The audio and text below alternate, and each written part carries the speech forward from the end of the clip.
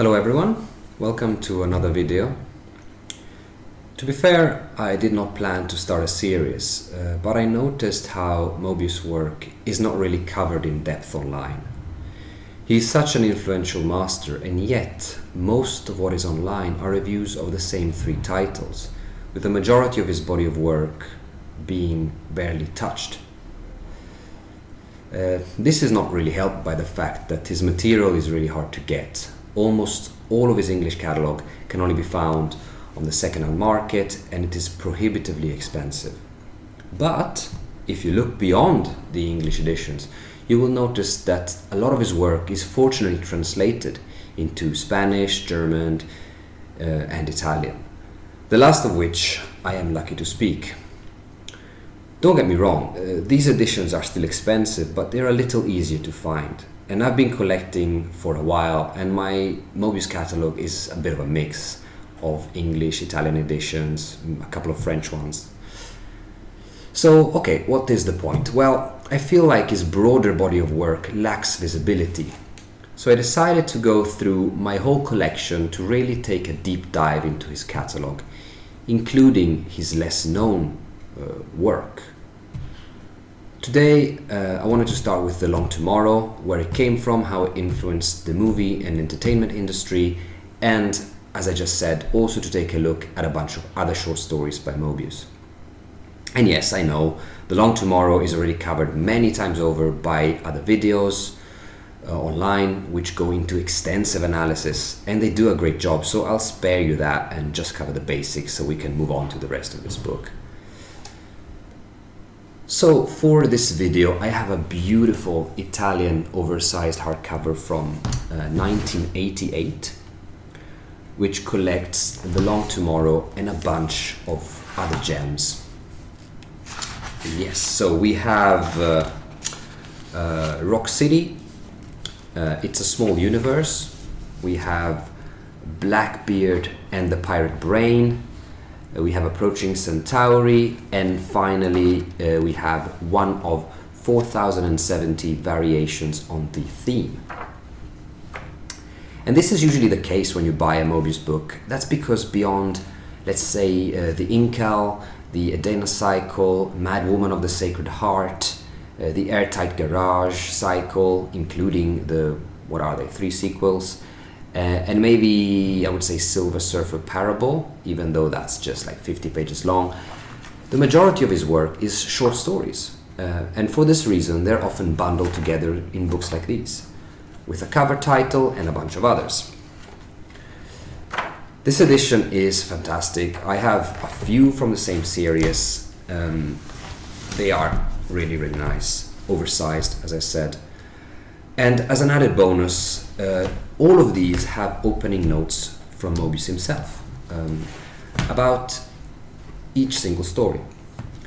So what I did is that I took the liberty and the time to translate them, and I will be reading them here as I go through the book, so that we can get peek into the mind of Moebius himself as he created these stories. So let's dive in, and let's start with the cover title. Here we go. The Long Tomorrow is a short sci-fi noir detective story written by the legendary Dan O'Bannon, who wrote the cult movie Alien, if you don't know, and was drawn by Moebius in 1975. It is one of the first examples of sci-fi cyberpunk, and it is considered by many a crucial visual reference for some of the most famous science fiction films ever, which themselves carry that influence forward to inspire other movies and films. But let's backtrack to how Dan O'Bannon and Moebius met. Both had been recruited in the mid-70s by the eclectic Alessandro Distribuzioni to work on his film adaptation of Frank Herbert's Dune, the novel. And yes, this is the same Jodorowsky who wrote The Inca and other stories with Moebius. Dune was a very ambitious movie which never saw the light of day, and I'm not going to talk about this here, but if you want, to know more about it, there is a fantastic and very entertaining documentary about it called Jodorowsky's Dune. I highly, highly recommend it. Lots of fun. Anyways, Jodorowsky had planned to make his own version of Dune and had recruited a ton of talent for this ambitious project, including Mick Jagger, Orson Welles, the surrealist painter Dali. He got Pink Floyd for the soundtrack, H.R. Giger, he got Chris Foss, the British illustrator, and of course he got Moebius and Dan O'Bannon. And the story is told in the opening notes in the beginning, so I'll let him tell it. I drew The Long Tomorrow in 1975 while I worked with Alessandro Jodorowsky on the film adaptation of Dune. Originally, Douglas Trumbull was to do the special effects, but that did not work out, so Jodorowsky hired Dan O'Bannon to replace him. And as a side note from me here, Jodorowsky did this after seeing a screening of O'Bannon's Dark Star, which was released in 1974. It was directed by John Carpenter, but this movie was mostly O'Bannon's project, as he wrote it, acted in it, edited it, did the production design, and was the special effects supervisor. So this is why he got the job on Dune. Okay, so back to Moebius's notes. Dan came to Paris, long beard, shabbily dressed, the typical Californian post-hippie. His real work was meant to begin at the time of the shooting, on the models and the hardware props. But as we were still at the pre-production stage, there was almost nothing to do for Dan, and he was getting bored. To kill time, he drew.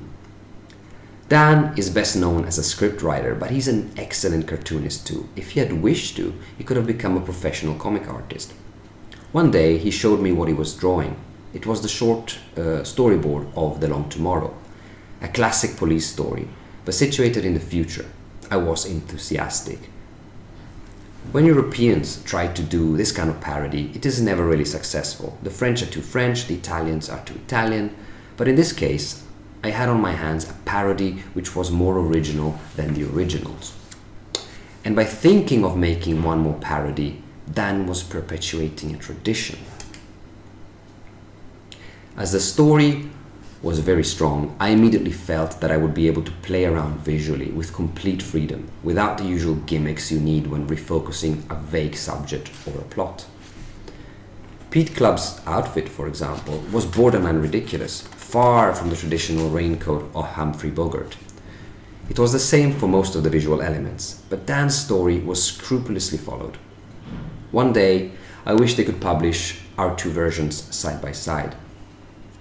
As the story ended up pleasing everyone, I asked Dan for a sequel, but what it did not engage me. It was just an adventure, and I chose not to draw it. After Dune's failure, Dan called me to work on Alien, but that's another story. So that was the intro from Moebius.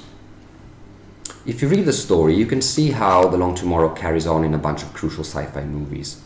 Starting from Blade Runner, as mentioned in the segment you just saw, where, according to another Moebius interview, Ridley Scott handed this very comic over to the legendary Sid Mead, which was his concept artist, and told him that this was the look he wanted for the Los Angeles of 2019. But it does not end at Blade Runner. There are pieces who carried on into Star Wars, which, by the way, was also a movie on which O'Bannon worked. He did the computer animation and he did the graphic displays in the miniature and optical effects unit. If you look, for example, at the cars and the land speeders in Star Wars, you can definitely see an analogy there. And there's also another curious one, which is the probe droid of The Empire Strikes Back, of which we can find an identical design on page 17, right here. The flying cars are also an early version of the ones that we can see in The Fifth Element, which is another movie on which Moebius worked in the mid-90s. And of course, The Long Tomorrow is what brought O'Bannon and Moebius to Ridley Scott's attention for the work on Alien, who in turn pulled in Giger to work on the project. Continuing on the influence the story had, even William Gibson wrote in introduction to the graphic novel adaptation of Neuromancer, it is entirely fair to say, and I've said it before, that the way Neuromancer, the novel, looks was influenced in large part by some of the artwork I saw in heavy metal.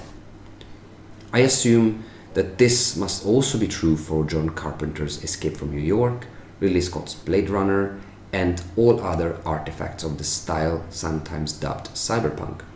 Those French guys, they got their end in early. And even now, almost 50 years later, after The Long Tomorrow's first printing, this comic continues to have influence. Mixing detective stories with the sci-fi is now a pillar of cyberpunk storytelling, and can be seen in TV shows like Altered Carbon, The Expanse, or in movies like Ghost in the Shell, Alita Battle Angel, Ready Player One, Dread, Strange Days, the list goes on. And here you have it, 18 pages short, I would say, but a long, long legacy. Okay, let's look at the other stories collected here. And I must say, this book really collects some of my favorites. It's only science fiction, and only in its most classic sense, with a focus on space travel, exploration, the toll this void has on its characters, the dystopian future that might be waiting for us, etc. So, moving on, we have Rock City from 1980. It's only 7 pages long, and I'll let Moebius talk here. Rock City was a request from Metal Hurlant, heavy metal, for a special issue on rock. Although the subject was challenging, I did not hesitate to treat it from a science fiction point of view, taking up the classic theme of closed societies, as can be found in several novels of the 1950s, such as Isaac Asimov's The Caves of Steel or The City and the Stars of Arthur C. Clarke. Reading rock magazines, you realize that rock music generates a sort of macro society with its own language, customs, and rules. It becomes sort of a detached, standalone country, not so much geographically, but more sociologically, whose culture is exported all over the globe through mass communication. I chose to transport this cultural district into an enclosed space and time, and from it I saw something unbearable emerge, an actual prison in which the hero is confined, captive of this country and this culture. Like a guinea pig locked in an experiment cage, he desperately tries to escape, but is always caught and brought in for a new test. There is, of course, an analogy with our own societies, a bit simplistic if you want, but such as to show how violence is not at all useful to escape from it. The only way to get out, in fact, is to do so spiritually. Rock City is once again a tale without words, like Arzak and Free Fall, which, note from me, I will cover in another video. I think silent comics have a special magic of their own. I understood this as a teenager by reading American comics in the original version. I did not understand the text inside the word balloons, and I didn't even try to guess what they were saying. And the stories would then gain in poetic impact.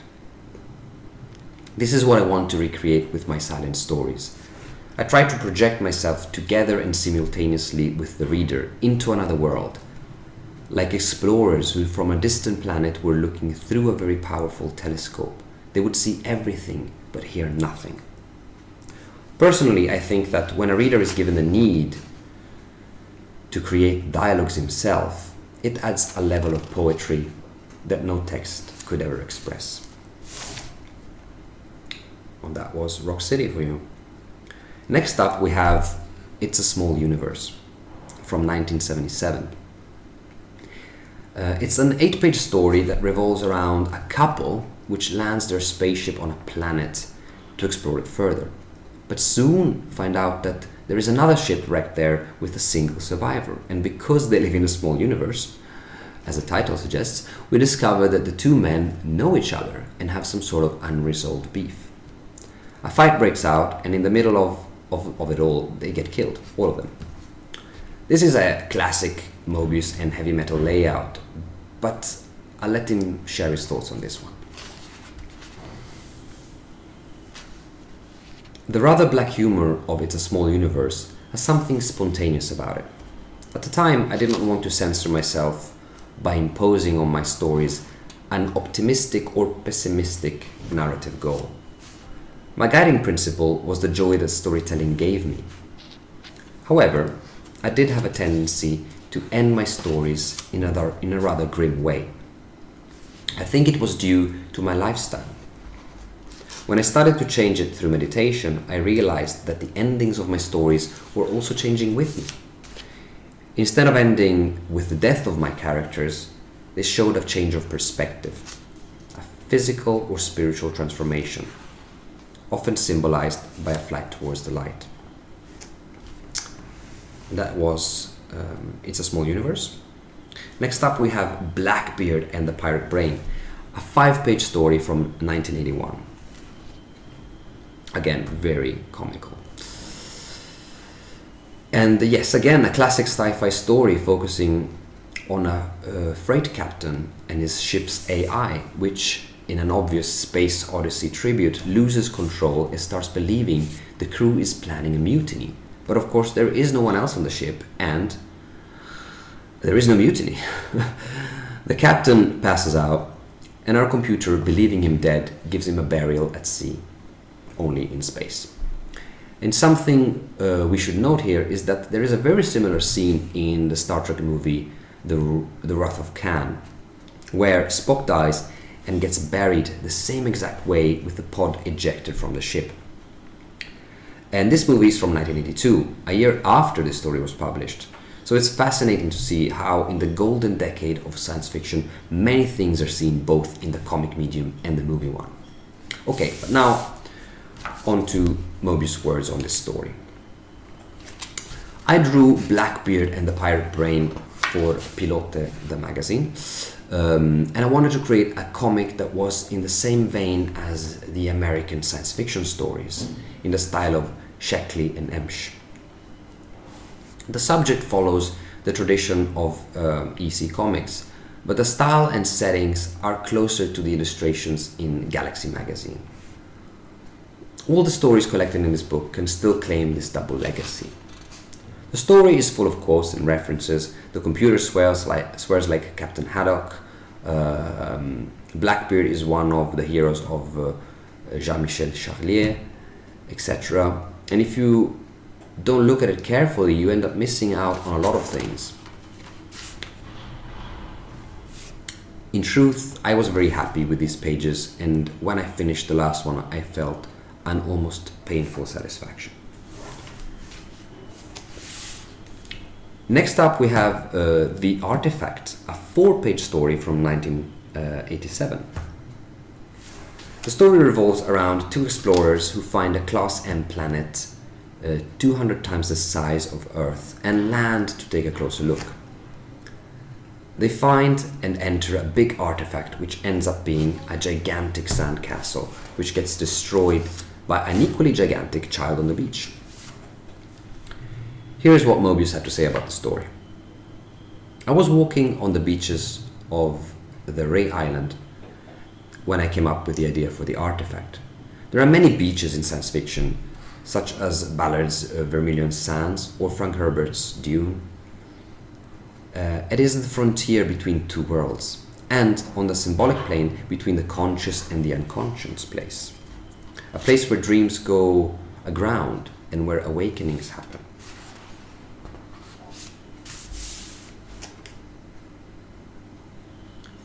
Next up is Approaching Centauri, a 6-page story from 1977, which was written by Philippe Drouillet. And if you don't know Philippe Drouillet, he was a close friend of Moebius and one of the original group who created Metro Hurlant magazine, together with Moebius, Jean-Michel Dionnet, and the financial director Bernard Farkas. His style is very, very heavy. I'm talking about Philippe Tourlet. Very, very heavy and distorted, and his stories are often very dark. The story shows a ship pilot being pulled out of the space continuum while traveling at light speed and entering a different dimension, filled with demonic figures. He soon reconnects with reality, but the nightmarish visions will still haunt him for years as the story closes on him regaining his ship's duties and acting as if nothing has happened. Here is Moebius' words on this piece. Approaching Centauri is a sort of challenge. The screenplay was by Philippe Tourlet, and I wanted to put in the same amount of energy that he usually puts into his tables, all the while keeping my own style. It was not a matter of copying his style, since Tourlet usually writes and draws all of his stories, but of expressing his nightmarish visions with the same level of quality. It was a good opportunity to measure my limits. Like him, I worked on large format pages, but despite my efforts, I was disappointed with the result. I had hoped for more power. Some parts are good, like the first two tables, which shows the inside of the spaceship. That was easy for me, it's my universe. But the monsters feel artificial, not at all credible. I didn't have them inside. Tourlet nightmares are genuine, sincere, and as such, they affect each of us. In these pages, my drawings cannot pretend to be like his. Yet Philippe liked them, but in truth I think his option was more that of a tennis champion who plays against a skiing or Formula One champion. Even if the latter does not come out too badly beat, the first one knows how things really are.